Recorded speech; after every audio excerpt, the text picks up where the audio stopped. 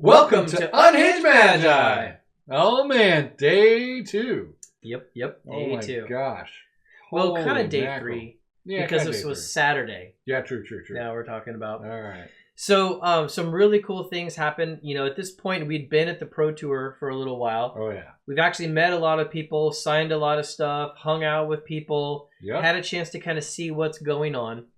And one of the booths, specifically MinMax Games, they actually asked us beforehand if we wanted to crack open some boxes. And they offered like Crucible, first edition, some other stuff. But we didn't have a chance to do that earlier. But, you know, we knew that they had that offer there. And so on Saturday, we actually went back to them and checked. We're like, hey, do you want us to still crack packs and do like a whole thing, you know, and kind of shout it out, get people excited? And they're like, yes, let's do it. Now, this, and I really want to call this out too, because this is like what was really cool about it to me with the other YouTubers. So there's a bunch of other Flesh and Blood YouTube channels, and they're like focused on Flesh and Blood, whereas you guys know we kind of go all over the place. Yeah. And when MinMax was asking us, like they specifically said like Alpha Investments and Unhinged Magi is who they wanted to do these openings. But we're surrounded with all these other like good quality Flesh and Blood YouTube channels. And so we were like, we've got to pull these guys in as well. You know, they've got to be a part of this because like this is their thing. And so we made sure to reach out to them and like bring them in, ask if they want to be a part of this, and they were totally into it. Of course. Why wouldn't they be into it? I mean, well, because they hate us. But they didn't hate us. And that was the thing, that they were actually cool to be a part of it. Yeah. And so they asked us to come around to the inside of the booth, and we brought the other YouTubers around to the other side of the booth. And then Rudy asked the cosplayers if they wanted to get into it. Exactly. And they did. And of course. Why wouldn't they? Yeah. Again, you get to open Crucible packs? Come on. Yeah, first edition Crucible packs. And so that's what we did. We had this whole event, and it totally reminded me of the 2018 Vintage Magic, 17 and 18, because we did it then too. The Vintage Magic booth in Vegas, where we had like, we're opening old packs and people were crowding around. And it's like, it was like a thing. It's like that lightning in a bottle moment happened again. And so, you know, Dan was like, hello and welcome to Open Boosters. Rudy literally likes it when I really yell that out. And, you know, people would hear that and they would come over, and then we're like on video. Rudy's got his little camera out and he's filming for Alpha Investments. You guys will see those videos. Oh, absolutely. Yeah. And we got to have like cosplayers cracked open packs. We opened some packs. The other Flesh and Blood YouTube channels got to open up packs. And, you know, as the packs were coming out, like I'm grabbing the piles and handing it to MinMax Games. But they were even cool with like giving away some cards. We actually even did that. Yeah, some. Not very many, but we did do some. Yep. So that was really cool. And I think the other Flesh and Blood channels like were really appreciating that. And that was important because we really had a chance to connect with a lot of them. And that was like, for me, that was one of the most important things of the whole event, is getting a chance to just hang out with those guys and really connect with them. And, you know, that just, I don't know, that was so good. You know, there was like so much kind of like we're all a community kind of feeling going on there. It was actually, and everyone was kind of bonding together. You know, it was really cool. Yeah, that definitely was. And so then like later on that day, there was even going to be the sealed case of Welcome to Wrath. Correct. First edition. Alpha, effectively. Supplied by Saint. Yep. Fabled Hunters. Yeah, Fabled Hunters was right there, set up the whole thing, and he kept the cards, except for some that he gave away, I think. Correct. But then we even got James White into that one. Oh, wait, well, let's talk about the Monarch First Edition first, because that was open first. Okay, sure. Rudy tossed it over. Yeah, that's right. Yeah, in the video, like he had the box, and he just threw it over his shoulder. I believe that one's already actually out there for everyone to watch. Yeah. But that was supplied by Buke. Fluke? Yeah, Fluke. Yeah, Fluke. Yeah, that's right. Fluke offered that box up. Yep. Two. Yep. There was two. So we cracked those, like, and it was right there in like the LSS booth, you know, where they had the really awesome chairs and like the background and everything. Yep. So we got James White to sit in one of the chairs, and then the other for the first edition. James White is now sitting. Yep. And so then Rudy was filming, and we're all crowded around, and I filmed some of the actual screens of James opening packs, so I had to stick my phone right next to Rudy's crotch. I just figured I'd point that out there. Yeah. But I really wanted to see James's reaction opening up packs, and the reactions are very, very cool. Because when he didn't open anything good, he was like, You could see the emotional, like, I really wanted it to be good. Yes. Then when he opened something, it's like, oh my God, I got it. There it is. Look. Yeah, you could totally see the excitement. See it. The excitement was there. Yeah. Absolutely. It's not like, I'm just going to open something that I've seen before and that kind of stuff. You can see the excitement. And that was priceless. It was a very honest, legit thing. You could see how much it all mattered to him and the excitement on his face. Like at the moment where he cracked like a fairly decent card, like he stood up and like screamed into the camera and such. Yep. Yeah, you totally got to have those moments. So yeah, that was really cool. Like the whole, like the Welcome to Wrath boxes and the Monarch boxes and how into it everybody got. And yeah, the same kind of thing. It drew a big crowd around, and there was points where we were worried that we were gonna like start upsetting, Channel Fireball and like all the people that were putting on the event effectively. Well, I don't think they can get upset about everyone having fun. Yeah, no kidding. Okay, so there was also something really cool that happened like in the morning of Saturday. Yep. There was this guy, and I'm trying to remember his name. If I can remember it or post it on the screen, like After Effects, I'll do it. But he was selling these really awesome counters, and they were these metal hand-painted counters for Flesh and Blood. Bought a big bag of them down to the event, and he had posted on Facebook that he was going to sell them. And when we were at the hotel, some people that were there with us at the hotel were actually using them for their decks and such. So I got them right here, and I'm going to show these to you guys because they were just so cool. So yeah, this is my Pro Tour playmat. I was able to pick it up and then get a bunch of people to sign it. But these were the actual counters that we picked up. So like just really cool like mechanologist counters, that you can like use for all kinds of like various stuff, and shield counters, and all kinds of stuff. Like here's pitch mana. You can see like on each side it has like different amounts of pitch mana.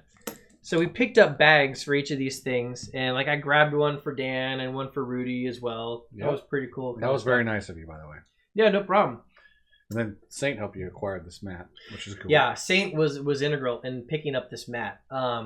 Yeah, these were there. You could probably find these mats like the Heart of Findle on eBay. They're out there for sale, and they're only the people that played in the Pro Tour were able to get the mats. Correct. So we actually had to purchase it from people who actually played in it. So thank you, Saint, again for helping me get one. And then since I had some contact with some of these guys, like I was shopping it around, getting signatures from YouTubers and LSS and even Channel Fireball. Like some people from them even like signed it. So all over the place, right? So anyways, like that was pretty cool. Being able to leave with like a really cool playmat. We have these really cool handmade counters. Mm-hmm.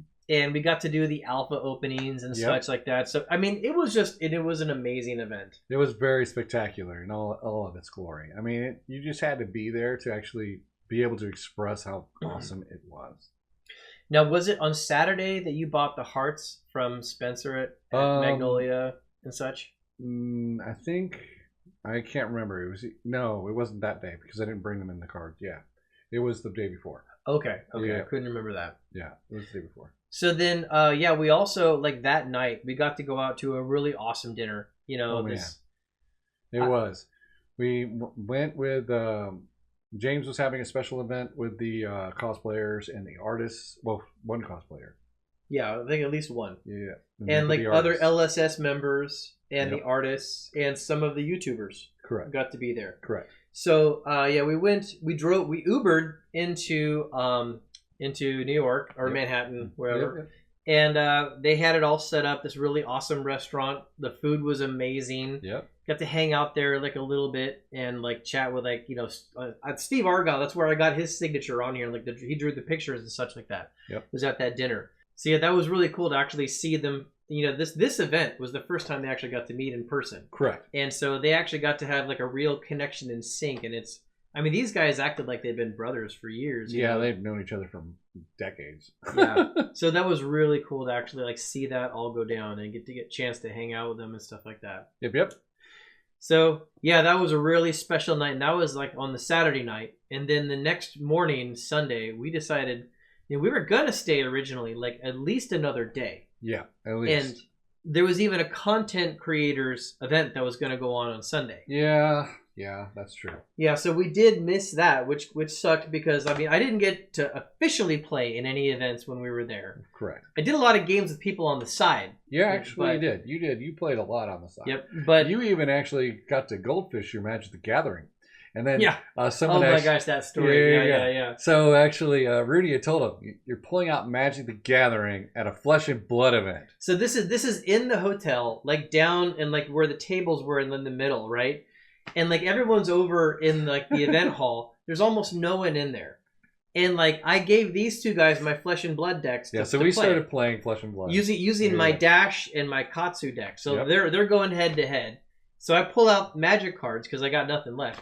And I'm sitting there goldfishing, and Rudy's like, you know, Edwin, someone's gonna like see you, and it's gonna be a thing. They're gonna take a picture. Yep. And I was like, gosh, there's no one even here, like anyone around.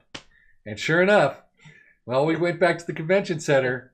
See, I took your picture, Rudy, and there's Edwin goldfishing Magic the Gathering. Yeah, this fan was like, she was way up in like, I don't know, way above us in like one of the floors, and like she was like hiding in the railing and like kind of leaned over, like took a picture. But she wasn't even trying to get a picture of like, you know, me with these cards. She just wanted a picture of Rudy. But it was like, you know, me sitting there like goldfishing like, you know, Magic cards. But in my defense, they had my decks. That was hilarious. Oh my gosh. It was funny. Someone's going to take a picture and then someone totally did. Yep. So yeah, on Sunday, we got up real early. And it was funny because like, you know, we were exhausted by this point. Well, yeah, we were up till like almost 2:30 in the morning the previous day. Yeah. All right. So then we got up at 6:15? Something like that. Yeah, real early. And like I woke up and I was the first one to text. And I was like, when I woke up, I was like, I'm so tired. I sent these guys a message and I was like, are we really doing this? Just making sure. Tell me now before I wake up too much more. And I had woken up and I was angry. I was angry that I woke up. And now, after the anger settled, that's when Edwin's text came in. Yep. Yeah, and so then I was like, are we really doing this? And Rudy's like, yeah, we're doing this. We're leaving today. I texted him. I was starting to pack. Yep. So, you know, just went ahead and woke up the rest of the way, got everything all packed, and we were out of there like at 7. Yeah, pretty much. Yeah. And we drove the whole way from New Jersey all the way back to Orlando, Florida, dropping off the Hairy Ape in Jacksonville on the way. Yep. I drove for as much as I possibly could, and then I just couldn't take it anymore. I had to pass it over to Edwin. Yeah, you were a real trooper. We were offering to like drive for him, but Dan, he was being awesome. I was trying. Taking one for the team, effectively. But he actually drove the rest of the way home at I don't know, hopefully it was the halfway point. I was barely conscious. So, and it was like on the way up, I mean, honestly, the time went really fast. I mean, we left at like 7 a.m. and we didn't get back in Orlando till like 2 a.m. or something like that. Yeah, it was 2 a.m. So it was we lost some hours. Yeah, we lost some hours due to traffic. We lost some hours due to bathroom times. Yep. Yeah. Yep. And we apparently lost some time of complaining about Edwin wanting to go to McDonald's. Yeah. And there's also the Buc-ee's stop on the way back. You got to go to Buc-ee's. Yeah. Buc-ee's is just amazing. Yeah, I had to stop at Buc-ee's to get rainbow candy. And Edwin actually remembered at the last second. I said, yep. I need you to go. You told me that Eli needed some rainbow candy. Yeah. So you had Eli's back. Yeah, there we go. I will acknowledge that he had Eli's back. And, you know, like the way up, I mean, it was chatting the whole way back down. But at this point, I mean, everybody's exhausted, but still, it was just chatting the whole way. But I'd say the conversation that dominated the whole thing was, honestly, we were so impressed with like how... Beyond impressed. Yeah, how excited people were to be there, how sold out the event was, how into the game everybody was. And it was so bullish that when I got back, like I started doing like some major purchasing of Flesh and Blood, which I'll talk about like in another upcoming video here. Real quick. And so here's another thing that when I was meeting people there, I met a lot of Magic the Gathering people there that actually plays old school Magic. Now, I know many of you are Unhinged Magi, love to play old school Magic. But here's the thing. I was very surprised and shocked that so many old school players were playing Flesh and Blood. They had played Magic the Gathering for years, but they said, well, I tried the game once, and then I was hooked. And that's why I started playing Flesh and Blood. Yep. And I was like, well, do you still play old school? They go, well, yeah, I do, but it's less frequent now. I'm playing Flesh and Blood. They're all in. They're focused on Flesh and Blood, and that's the thing that I think Magic the Gathering people just need to do. They just need to try the game, and then they will too. I mean, I'm talking about. I don't know how many people did you meet? I met like 20 people that were old school players that talked to you about old school. Yeah, I'd say easily that number that literally said, like, I'm an old school Magic player. Yeah, because they like my channel because they love my vintage openings, and they tell me that what decks I like to play with old school. Yep. And then I go, well, do you have a hero you're playing with? And sometimes it would say Bravo, or sometimes it would say Prism. But, you know what I mean? It's like, I was surprised at how many old school players are actually playing Flesh and Blood. Yeah, I'm sure there was a lot of, like, newer Magic players that were jumping into it, but, like, it seems like, you know, if you look at the number of old school players compared to the number of Magic players worldwide, it's like a tiny fraction. But if you look at the number of old school and original print Magic players that are doing Flesh and Blood, it's actually a large percentage.